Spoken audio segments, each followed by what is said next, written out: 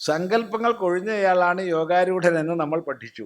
സ്വാമിജിയുടെ ഒരു പഴയ ക്ലാസ്സിൽ നിന്ന് ജ്ഞാനിക്ക് സങ്കല്പമില്ല എന്ന് വിഡ്ഢിത്തം പറയരുത്, ശ്വസിക്കുന്നുണ്ടോ എങ്കിൽ സങ്കല്പമുണ്ടെന്നും കേട്ടു, വ്യക്തമാക്കി തരുമോ?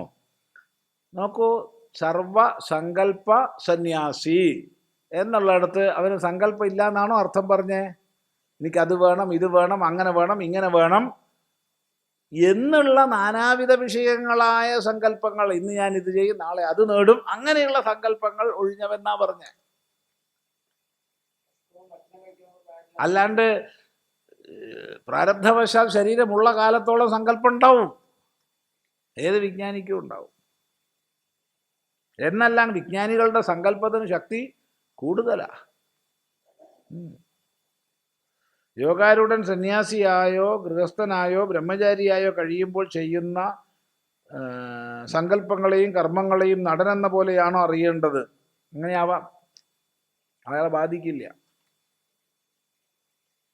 അവിടെ കർമ്മങ്ങൾക്ക് മുൻപ് സങ്കല്പത്തിൽ നിന്ന് കാമം ഉണ്ടാവുന്നില്ലേ? ഏയ്, ആ കാമം അയാളെ ബന്ധിക്കില്ല.